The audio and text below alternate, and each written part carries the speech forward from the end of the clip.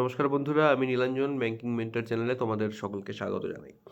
তো IBPS RRB result finally গতকাল out হলো 1 জানুয়ারি 2025। নতুন বছরের প্রথমেই জানাই সবাইকে শুভেচ্ছা, হ্যাপি নিউ ইয়ার। যাদের সিলেকশন হয়েছে তাদেরকে অনেক অনেক অনেক অভিনন্দন এবং নতুন বছরের একটা বেস্ট উপহার তোমরা পেয়েছো। দীর্ঘ পরিশ্রমের পর তোমরা আজকে এই জায়গায় উপনীত হয়েছো, তার জন্য অনেক অনেক অভিনন্দন। সামনে এখন অনেকটা পথ চলা বাকি, আরও অনেক অ্যাচিভমেন্টস বাকি আছে, তার জন্য তোমাদেরকে অনেক বেস্ট অফ লাক, অনেক শুভেচ্ছা।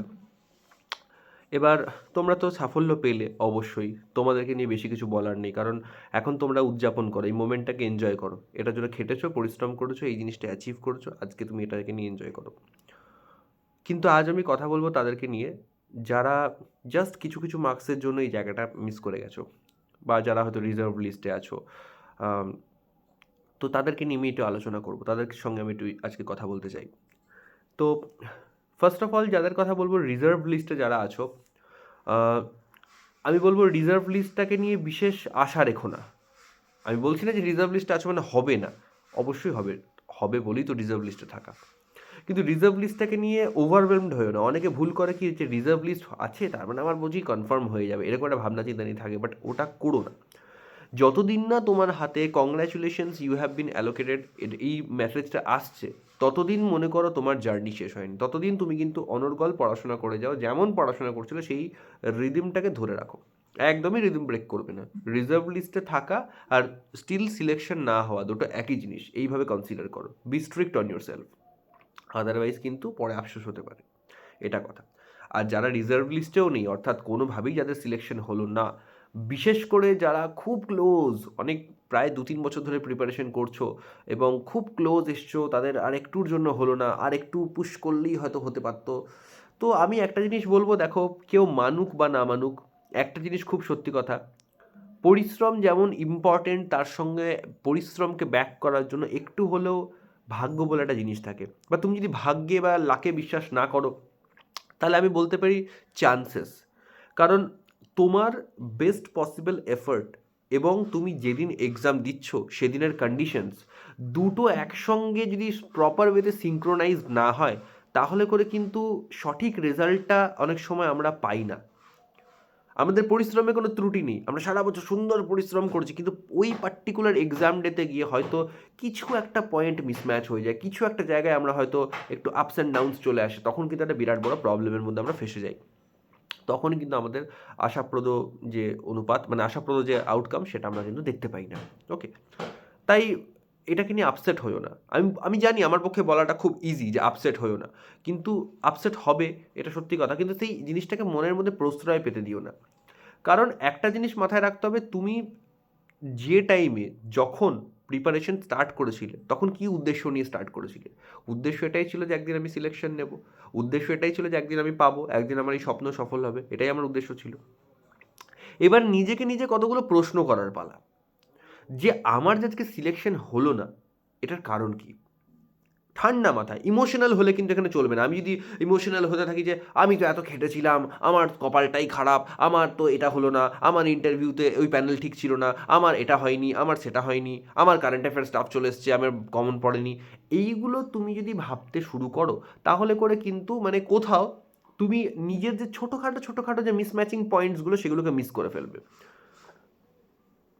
তোমাকে একটু স্ট্রিক্ট হতে হবে, একটু প্র্যাকটিক্যাল হতে হবে, ইমোশনসগুলোকে একটু ব্যাকফুটে রেখে ফ্রন্ট ফুটে তোমাকে ভাবতে হবে এই জিনিসগুলো, যে কেন আমি সাকসেসফুল হতে পারলাম না, কোন জায়গাটাতে আমি আটকে গেলাম, কোথায় খামতি থেকে গেল।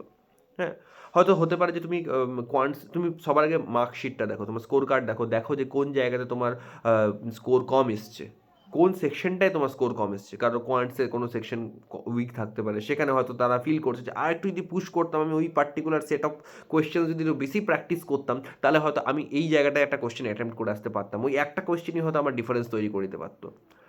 রিজনিংয়ে হয়তো পাজলের ওই পার্টিকুলার টাইপ অফ পাজলটা, বক্স বেসড পাজলের যে ভ্যারিয়েবলস দেওয়া পাজলসটা, ওটা হয়তো আমি একটু আটকায়, তা আমি যদি আরেকটু যদি ওখানটা একটু বেশি প্র্যাকটিস করতাম, তাহলে হয়তো আমার আউটকামটা আর একটু বেটার হতে পারতো।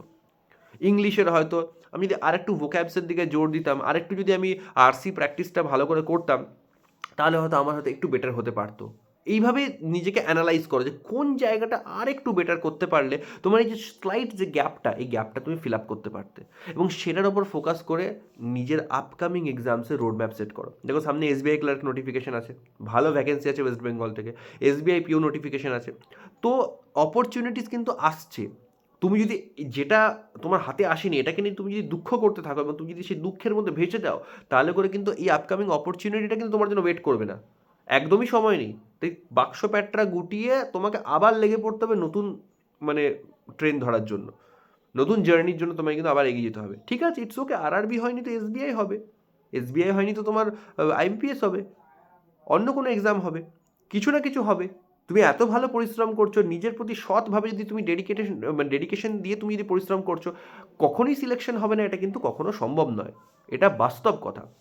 আর যখন সিলেকশন হবে দেখবে আনএক্সপেক্টেডলি সিলেকশন হয়ে যাবে, তুমি ভাবোও নি যে হতে পারে, তুমি হয়তো এক্সাম দিতে দিতে হতাশ হয়ে গেছো, আর বুঝি আমার হলো না, ফালতুই দেওয়া হচ্ছে, আর বুঝি হলো না। তুমি দেখবে একদিন হঠাৎ করে রেজাল্ট খুলেছো, ফাইনাল রেজাল্ট, তুমি দেখছো সিলেকশন হয়ে বসে আছো, সিলেকশন হয়ে গেছে তোমার, আনন্দের সীমা নেই, তখন বিশ্বাসই করতে পারছো না যে আজকে আমার সিলেকশন হয়ে গেল। তো এই ঘটনাগুলো ঘটে।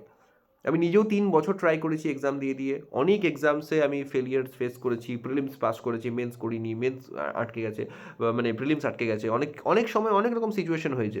প্রত্যেকটা সিচুয়েশন পার করে তারপর আজকে এই জায়গায় এসেছি। আমি বলবো না, আমি অস্বীকার করবো না যে এই মোমেন্টে আপসেট ফিল হয় না, ডাউন ফিল হয় না, কনফিডেন্স লো হয়ে যায় না, আমি বলবো না জিনিসটা।